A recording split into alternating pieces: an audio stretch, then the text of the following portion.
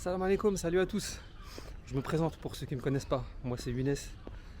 Je viens d'arriver à Istanbul. Donc hier soir là, je suis arrivé assez tard. Voilà, on va se faire la visite de la ville. Donc moi, Istanbul, je l'ai découvert sur le tard. Ce que je vous propose, c'est de faire une série. Là je viens d'arriver, je reste 7 jours. On va faire une série donc, de visites sur 7 jours. Je la connais pas mal maintenant. Je suis venu la première fois en 2019. J'avais jamais envie de venir, j'avais toujours boycotté la Turquie, parce que moi je suis fan de l'Asie du Sud-Est, le soleil, etc. Et la Turquie, j'ai jamais eu envie de venir. Avant 2019. Je me suis dit non, ça ressemble trop à l'Europe, etc. C'est pas mon truc. Donc je suis pas venu. 2019, je viens à Istanbul. J'avais entendu parler vaguement d'un empire ottoman. Je savais que c'était un empire turc, mais j'en savais pas plus que ça. Donc je suis venu. J'étais à l'esplanade Sultanahmet et tout, il y avait Hagia Sophia devant moi, je savais même pas de quoi il s'agissait, je savais même pas que c'était une ancienne cathédrale de Milan. Donc à partir de là, je me suis dit attends, je vais quand même regarder l'histoire. Donc j'ai commencé à regarder des documentaires sur la Turquie, l'Empire ottoman, etc. Et là je suis tombé fou sur l'histoire. C'est une histoire complètement dingue ici, Istanbul. C'est millénaire. Donc Istanbul avant Constantinople, avant Byzance. Donc c'est une histoire incroyable avec des édifices incroyables. Donc là, on est à la mosquée Süleymaniyye, que vous voyez derrière moi là. Une des mosquées les plus mythiques d'Istanbul, si ce n'est la plus mythique. Là je suis dans le cimetière où il y a le tombeau donc, de Süleyman le Magnifique. Et celle de sa femme, Roxelane. Elle est appelée Roxelane en Occident, mais sinon pour les Turcs c'est Hürrem. D'ailleurs, même pour Süleyman le Magnifique, c'est Süleyman le Magnifique en Occident et c'est Süleyman le législateur en Turquie. Donc voilà, comme je vous ai dit, on va se faire 7 jours pleins. Je suis venu, avant 2019, je suis venu plein de fois. Je suis venu 4 ou 5 fois. D'ailleurs, l'année dernière, en explorant la ville vraiment au max.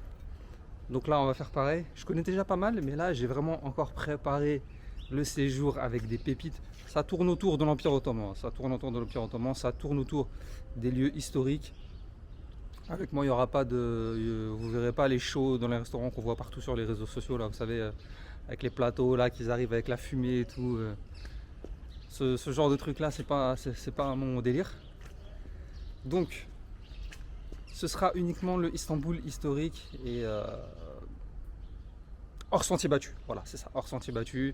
Donc cette ville, comme je l'ai mis dans le titre, pour moi c'est la plus belle du monde, il n'y a même pas à discuter, c'est mon avis, hein. Après, en tout cas, elle fait partie des... Non, pour moi c'est la plus belle, mais elle fait partie des plus belles, ça c'est sûr, c'est clair et net. Donc voilà, donc 7 jours de visite, je vais vous mettre les noms à chaque fois des restos et des lieux historiques, etc. Je vais vous expliquer comment faire pour venir. Donc voilà, ça fait plaisir. On va commencer la journée là par un petit déj. Là, il est à peine 8h30. Je me suis levé tôt. J'ai pas envie d'en laisser une miette s'échapper, pas une miette d'Istanbul. En tout cas, il fait pas froid. Il fait pas froid. Là, on est au mois de janvier. Franchement, je suis content. Il fait super bon. J'ai quitté Paris, il caillait. Donc là, je pense que ça va aller. Allez, on commence. On va se prendre un petit déjeuner. J'espère que c'est ouvert. Une belle petite adresse. Celle-là, notez-la. J'espère que c'est ouvert. Le Boza. Boisson des janissaires, boisson ottomane de l'époque. Il y a tellement de trucs ici de l'époque et tout, c'est trop bien. Allez, on y va tout de suite.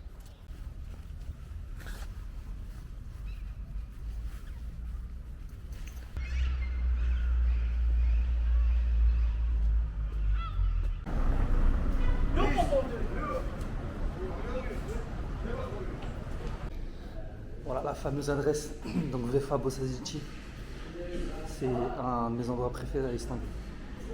Istanbul, c'est ça, c'est le voyage permanent, en permanence, transporté dans le temps. Donc là, le Boza, donc c'est ça. Bon, je sais pas si. Attendez, essayez de montrer. C'est une sorte. Ça ressemble à de la crème anglaise. C'est difficile à décrire. Hein. C'est difficile. Bon, on va dire de la crème anglaise consistante, mais avec ce goût de crème anglaise, mais pas tant que ça.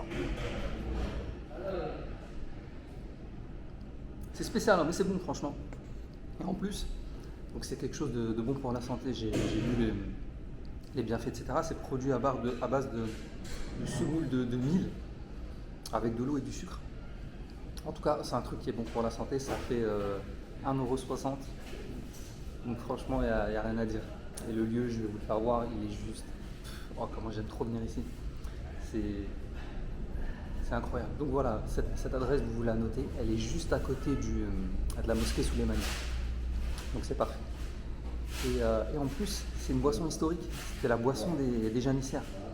Les janissaires ottomans. Les janissaires ottomans, c'était c'était les troupes d'élite, genre le GIGN des sultans ottomans, quoi. C'était vraiment la crème de la crème. Et je vous mettrai la petite photo pour faire voir c'est quoi les janissaires. Et donc ça, c'était... Elle est surnommée comme ça, je sais pas pourquoi, je crois qu'il a buvé en campagne de guerre, etc. Donc voilà, juste pour la petite histoire, maintenant je vais voir le lieu qui est incroyable. Voilà, donc du coup le truc c'est que c'est vraiment un café vintage, quoi. Et ça je kiffe. De toute façon tout ce que vous verrez dans mes vidéos, la plupart ce sera du vintage. Ce sera du old school. C'est vraiment ce que je kiffe. Voilà, avec les photos d'époque comme ça. C'est incroyable. Bon, apparemment Atatürk il est venu ici. Ils ont gardé son verre. Enfin, le verre il est beau, hein. Je sais pas, là ils nous donnent des gobelets alors qu'ils ont des beaux verres. Avec sa photo là-haut, là ça fait vraiment... Je vous dis, ça fait vraiment à l'ancienne, quoi.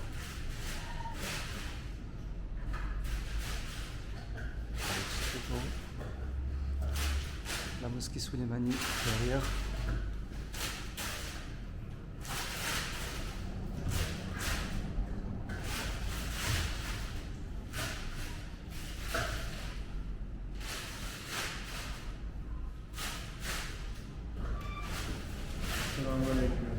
Salam.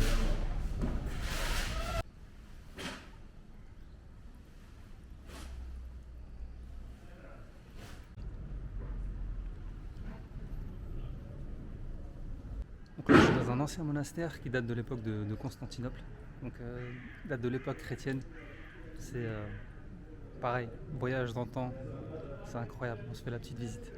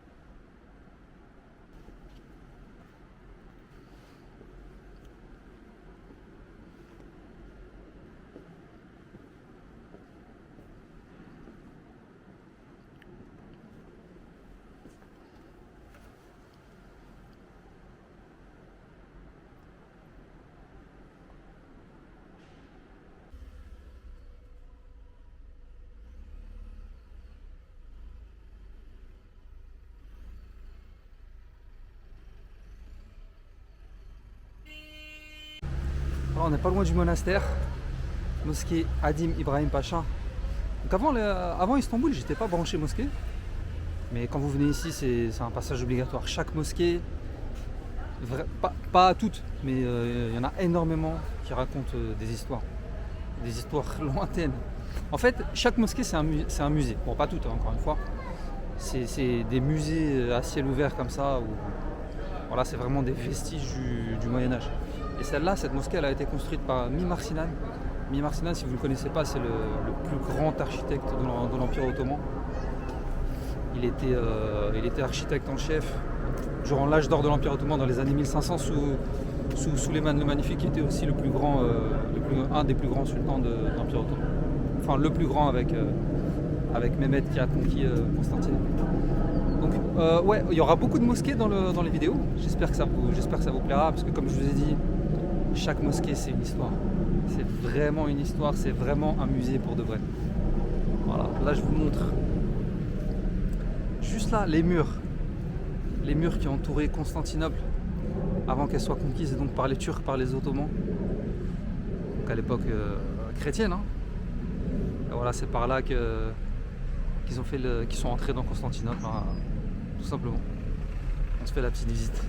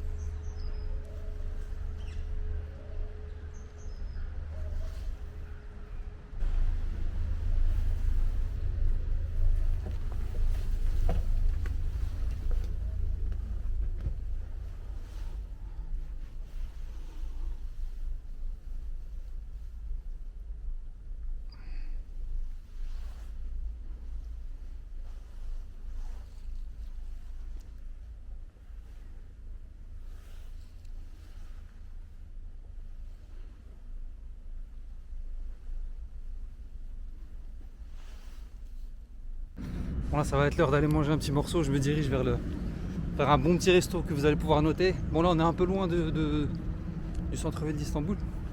Enfin on y est, mais il y a quand même de la marche. Juste pour la petite anecdote, les murs de Constantinople, c'était ça qui protégeait la ville de toutes les croisades et de toutes les tentatives de conquête. Jusqu'en 1453, où les Turcs sont rentrés et où la ville est devenue musulmane, et ils n'en sont plus jamais ressortis. On se retrouve au resto tout de suite.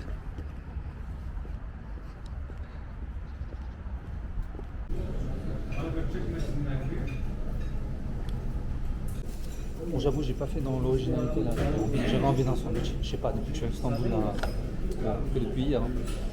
Hier soir, c'est un sandwich que j'ai pris. Et là, j'en ai encore envie. Donc, les vrais repas, c'est pas encore pour maintenant. Mais là, ce soir, on verra. Là, pour l'instant, un bon sandwich, on va se faire ça bien. Et bon appétit.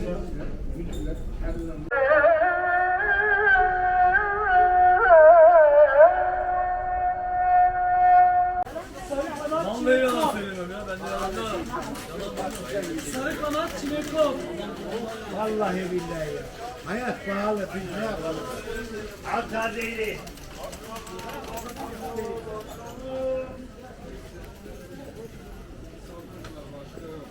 Bol baklava, bol. Allah yemek nasip etsin. Bol baklava bu.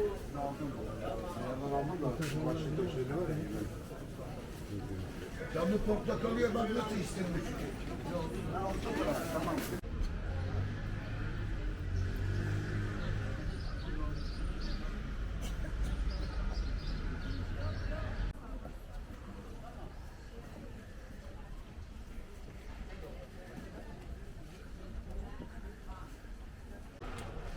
Voilà, je suis dans une nouvelle mosquée là encore, inconnue au bataillon, hein, mosquée Sümbül Efendi. Il n'y a vraiment pas grand monde qui vient ici, moi c'est la première fois pareil. Hein. Donc c'est super intéressant. C'est, vous savez, des lieux un peu légendaires, un peu. Il y a les tombeaux, il y a un arbre là que je vais vous faire voir.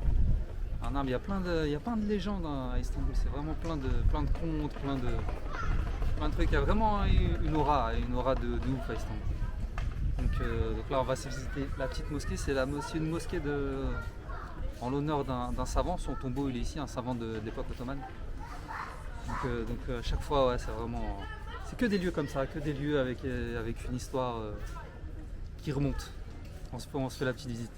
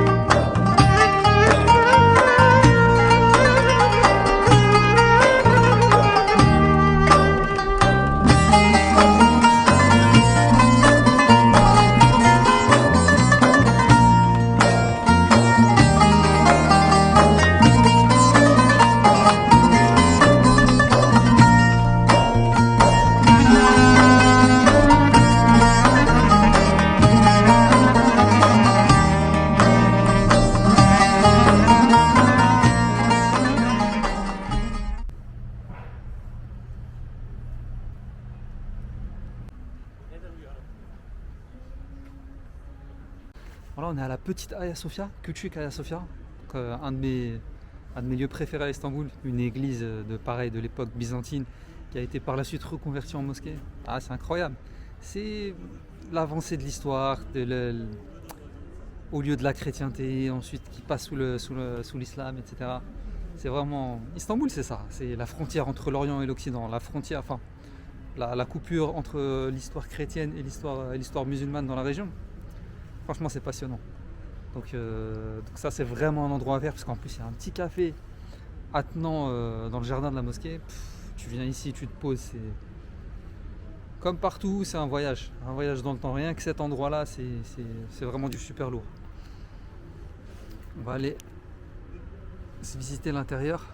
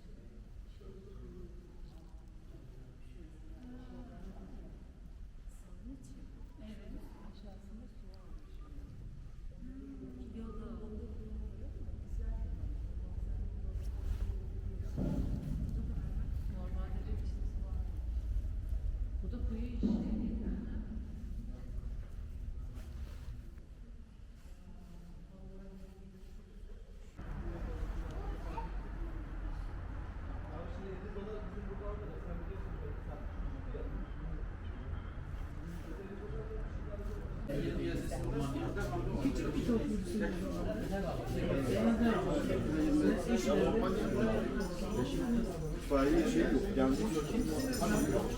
Onun için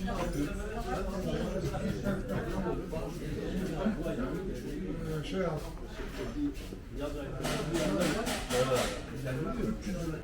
Bon, c'est l'heure de la pause café maintenant.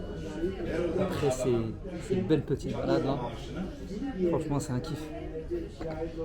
Je vais répéter 1000 fois dans les vidéos, mais c'est vraiment ce que je pense, c'est que c'est une ville de dingue en fait. C'est vraiment une ville incroyable.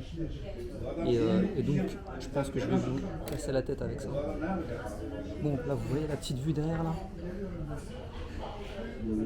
La fameuse petite Hagia Sophia, un des plus vieux monuments d'Istanbul, de l'ère chrétienne. Ah, c'est magnifique, franchement.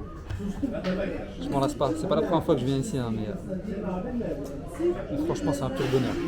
Un pur bonheur. J'espère que vous kiffez avec moi. Bon, le café il est bon.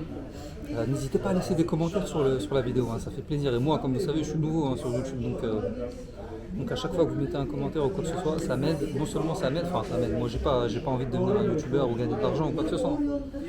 J'ai déjà dit dans des précédentes vidéos. C'est pour partager, qu'on partage ensemble. Si ça vous a fait kiffer, dites-le moi. Si vous n'avez pas kiffé, dites-le moi. Comme ça, on discute. C'est le but.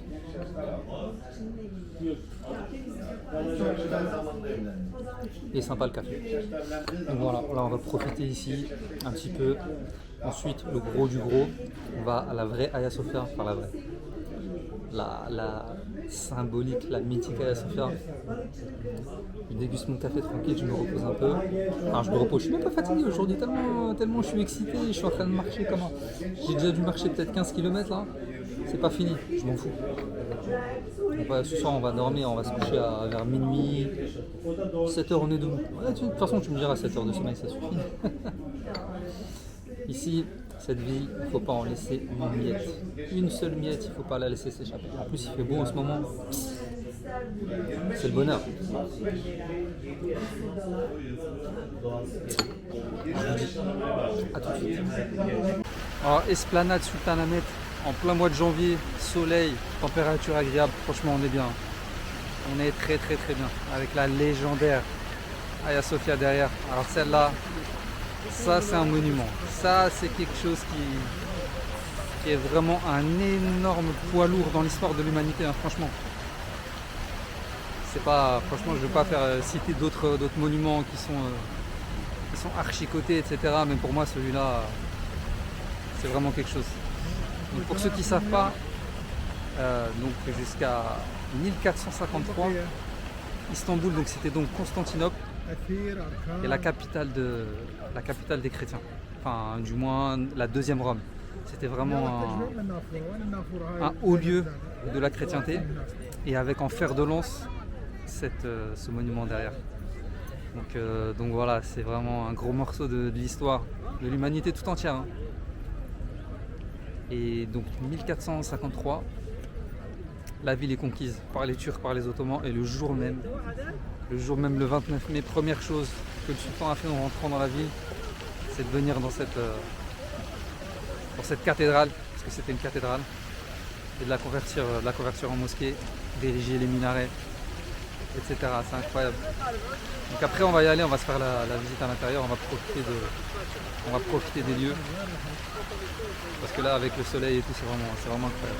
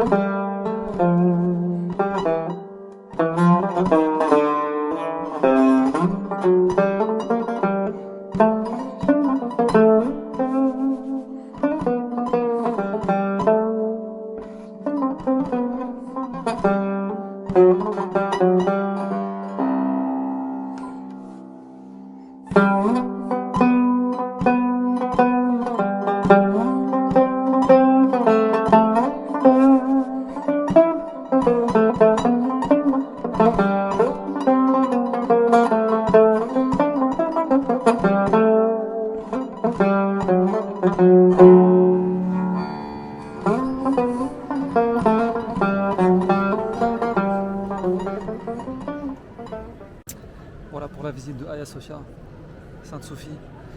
Donc vraiment un lieu de légende, hein. Faut venir. C'est gratuit pour les musulmans qui viennent prier. Et 25 € pour la visite qu'ils ont transformée. Donc c'est en musée, c'est un musée quoi. C'est là-haut. Et en bas, donc pour les musulmans qui veulent prier, c'est gratuit, mais ils ne pouvaient pas faire payer les musulmans pour venir prier quoi. Et même comme ça, c'est déjà plein de monde. Alors j'imagine même pas ce que ça devait être avant. Donc voilà, on se retrouve au prochain spot.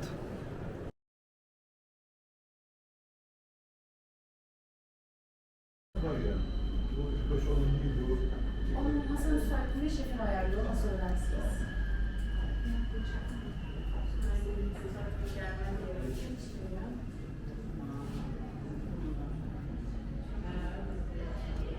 Là, je me fais un petit resto.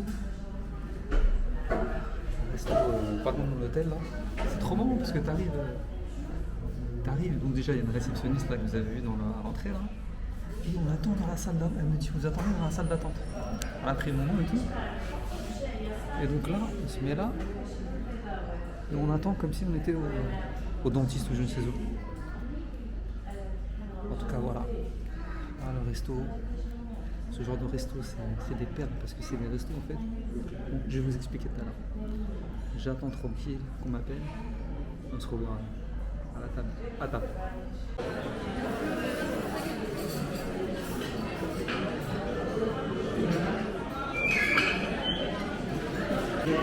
Voilà, c'est arrivé. Un peu d'attente, hein, c'est un vrai resto, donc il y a du monde. Donc voilà. Le concept ici, c'est en fait, On triche un peu, hein. Franchement on triche un peu, mais vous pouvez venir, il n'y a pas de problème. Sauf si vous êtes des groupes de 10 personnes, etc. C'est pas la peine. En fait, ça s'appelle les social distilleries. Donc ces restos-là, ils ont été mis en place en fait pour les. D'ailleurs, c'est tout à l'honneur du gouvernement turc, franchement, chapeau. En fait, c'est des restos à bas coût.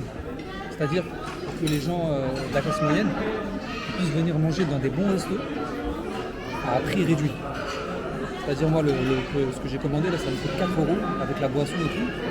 Et c'est vraiment digne d'un bon restaurant. Donc c'est top.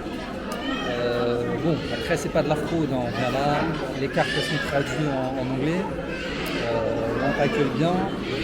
Voilà, il n'y a pas de mal. Après, voilà, si vous êtes des groupes de 10, venez pas parce que ça fait tâche un peu. Mais si vous êtes 2-3, des couples ou machin, vous venez normal, on vous accueille bien, comme je vous ai dit, c'est pas interdit. Mais à la base, voilà, c'est des restos qui ont été faits pour les Turcs, la classe moyenne, pour qu'ils puissent profiter de belles installations à des prix réduits. Donc voilà, en tout cas, c'est magnifique, on est au bord du Bosphore, il y a une belle ambiance 100% locale et tout, donc franchement, c'est un très très bon délire. Je vous montre ce que j'ai commandé. J'ai commandé un truc vite fait, hein. Mais vraiment il y a tout ce qu'il faut, toutes les spécialités turques et tout. Donc faites-vous plaisir.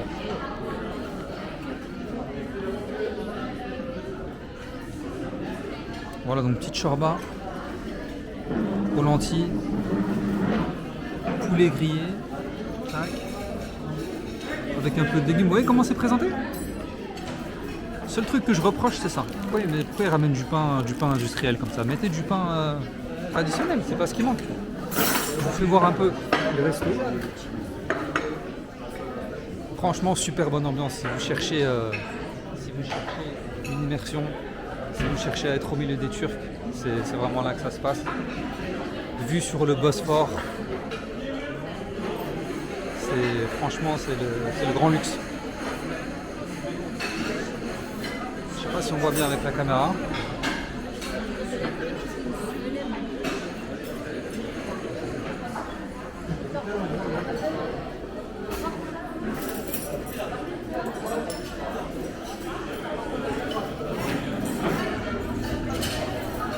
Voilà, bah on va déguster. Hein. On va déguster tranquille.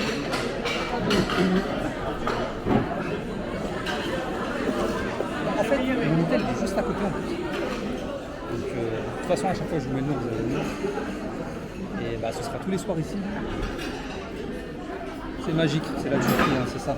Bon, bon appétit et à tout de suite.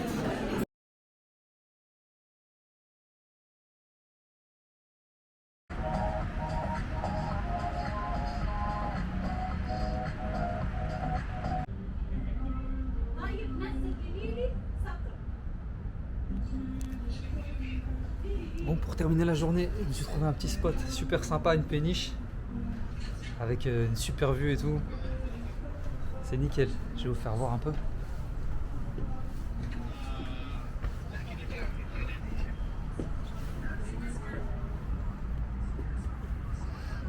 La vue sur Süleymaniye là-bas. La tour Galata, magnifique.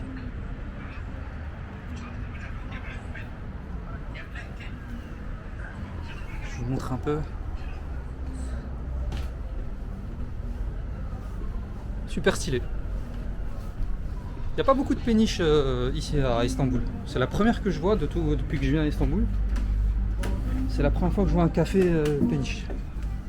C'est dommage parce que vu le Bosphore, vu la Corne d'Or, c'est dommage.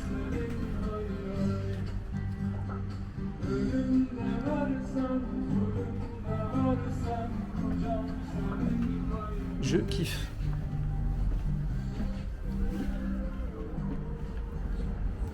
Voilà, bah écoutez, c'est là qu'on va arrêter la journée. Bon, premier jour, encore une dinguerie intersidérale comme d'habitude. Franchement, je sais pas si vous avez kiffé, mais moi en tout cas, comme d'habitude, c'était vraiment une folie. De voir ça, de voir ces trucs-là et tout, ces vues-là, ces mosquées-là, c'est un tout, tout est magnifique en tant que touriste. Donc voilà, bon, on va stopper la journée ici, je vais me déguster mon petit thé Et j'espère que ça vous a plu. J'ai fait le max.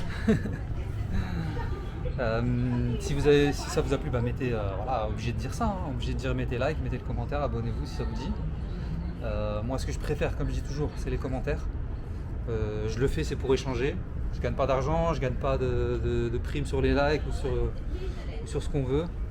Donc si je le fais, c'est pour partager avec vous. Donc voilà, laissez un petit commentaire qu'on discute. Et si ça va savoir ce que vous en pensez, ça fait plaisir. Je vous dis à demain pour la suite. Demain on continue. Et voilà, en espérant que ce soit une bonne journée. En espérant qu'il fasse beau comme il a fait aujourd'hui. Inch'Allah, ça marche. Allez, je vous dis à demain pour le prochain épisode. Allez, salut, ciao.